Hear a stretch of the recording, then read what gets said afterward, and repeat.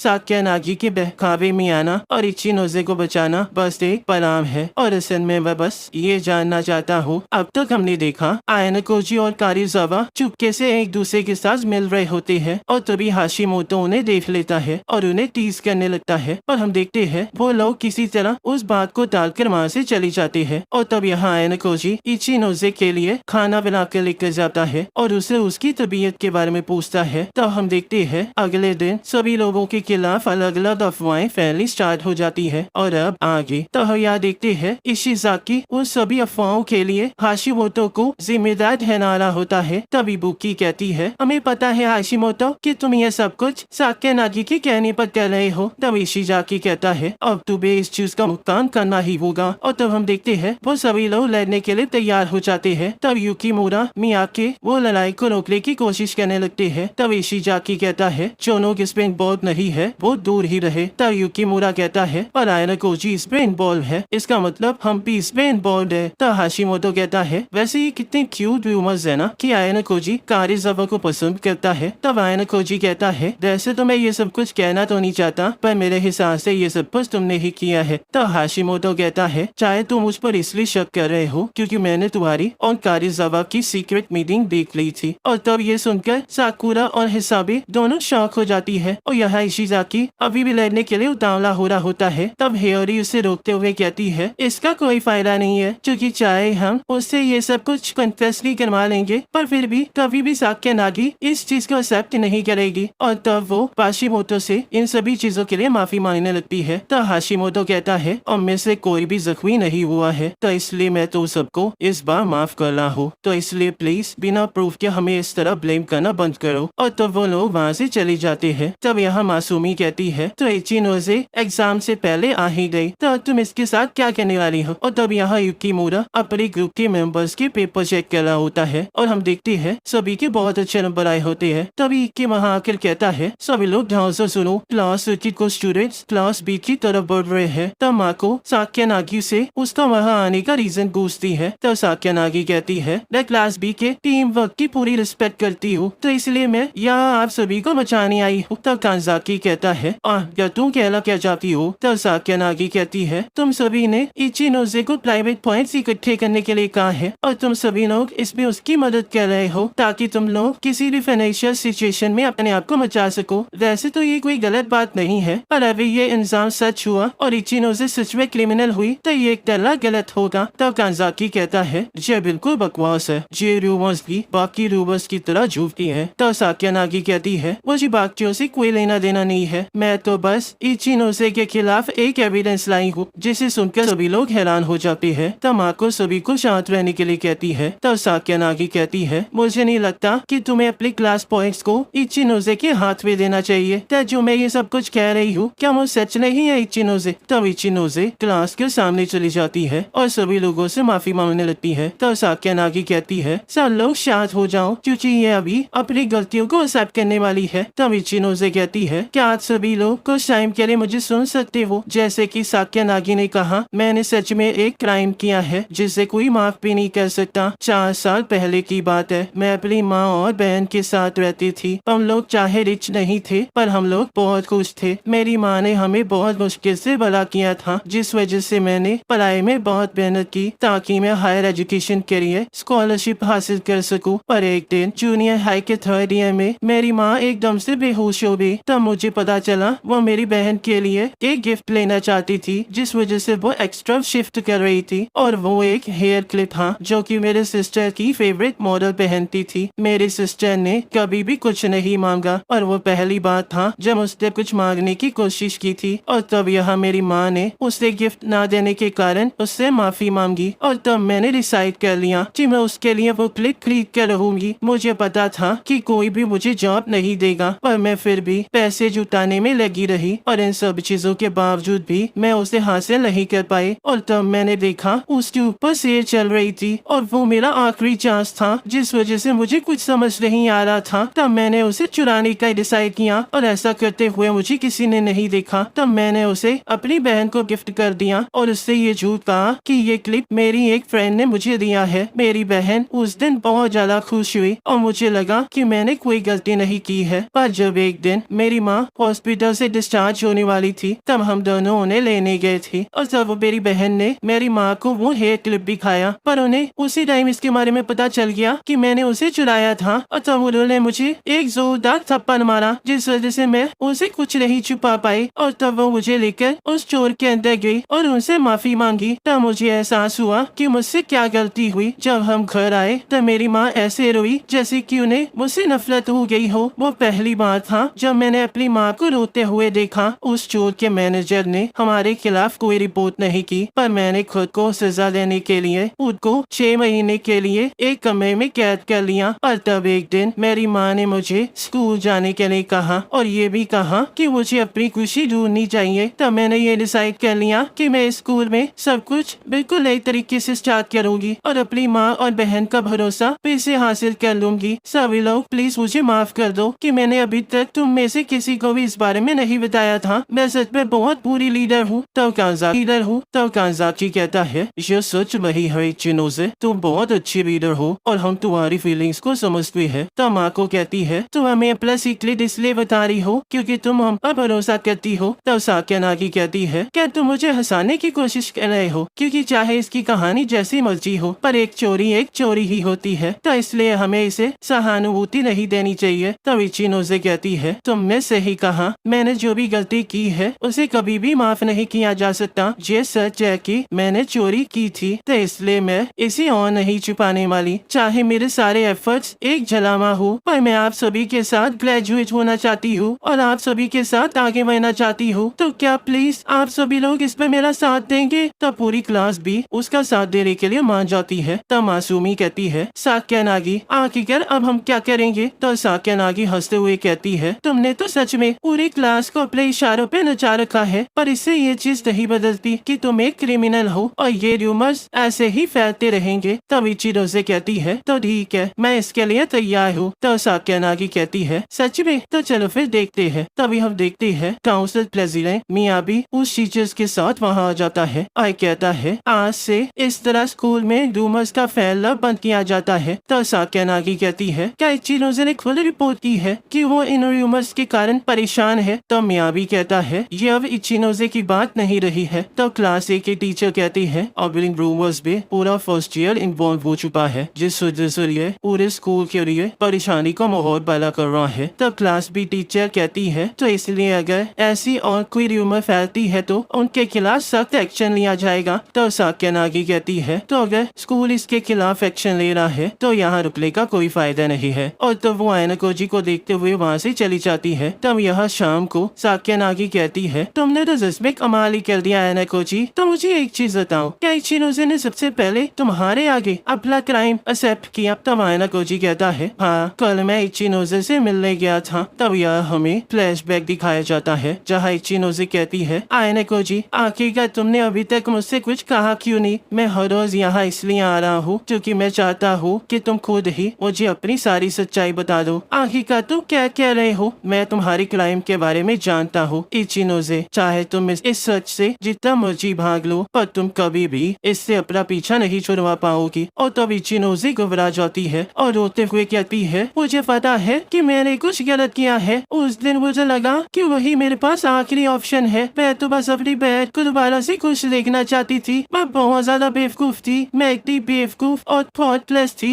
कि मैं वहाँ से भाग जाना चाहती थी। और अभी भी मैं बस यही सोच रही हूँ कि मैं पिछली बार की तरह यहाँ अपने आप को कैद कर लूँ। आखिरकार मुझे क्या करना चाहिए?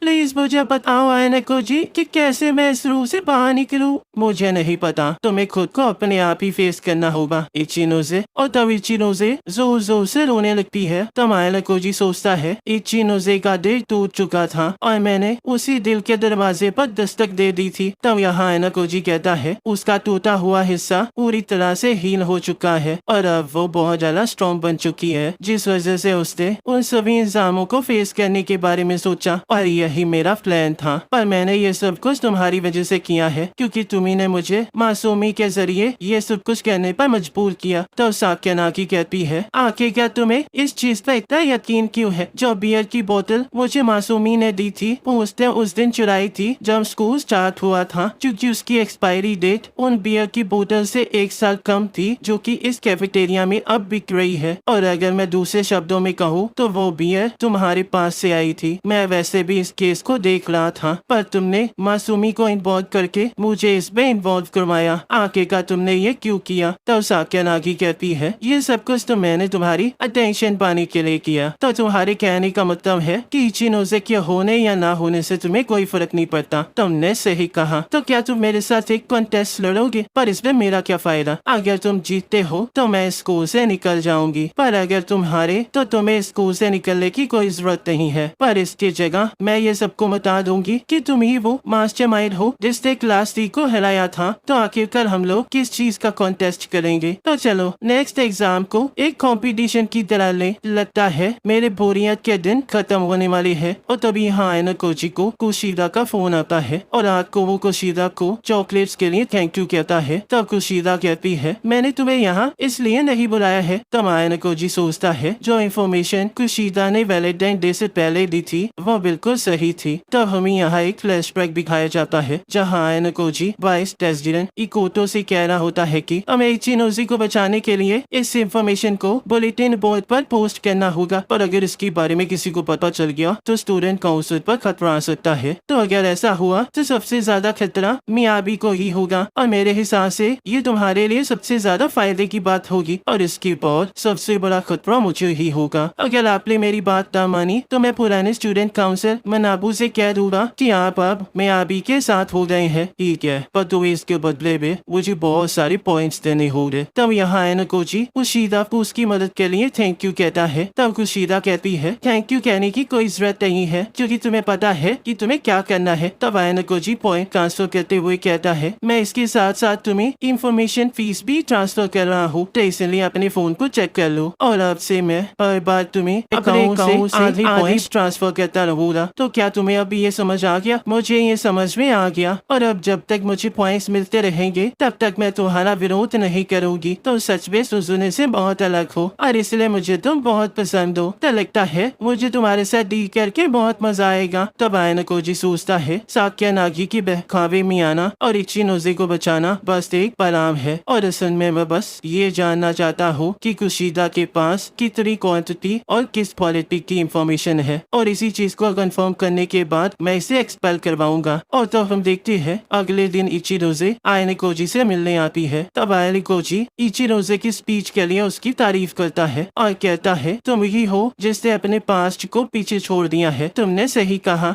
वैसे भी जो भी मैंने किया है न उसे कभी मिटा नहीं सकती, और अब से मैं इस चीज का सामना सिर उठा कर करूंगी। तो अगर तुम्हें कभी भी लगे कि तुम फिर से खोने वाली हो तो तुम मुझसे दोबारा से बात कर सकती हो। मैं हमेशा तुम्हें सुनने के लिए तैयार रहूंगा। क्या मेरा तुम पर डिपेंड होना ठीक रहेगा? अगर ये तुम्हारे लिए सही है तो मुझे कोई प्रॉब्लम नहीं है। तब इचिनोज़े हाँ कहती है और अपने बैग में से कुछ निकालने लगती है, और हम देखते हैं वो बहुत ज्यादा हड़बड़ा रही होती है और कहती है, ये मैं बस तुम्हें इसलिए देना चाहती हूँ क्योंकि तुमने मेरी बहुत मदद की है, तो इसलिए थैंक यू, और मुझे माफ कर देना मैं थोड़ी लेट हो चुकी हूँ। और ये रही तुम्हारी वैलेंटाइन चॉकलेट, क्या तुम्हें ये नहीं चाहिए? तो आयना कोजी उसे ले लेता है और उसे थैंक यू कहता है। और बॉयज तुम्हें पता है ना तुम्हें क्या करना है? नोट्स बना लो, 2 हफ्ते रह गए बस, बाकी को समझदार हो। बाकी नेक्स्ट एपिसोड क्या नहीं, आप किस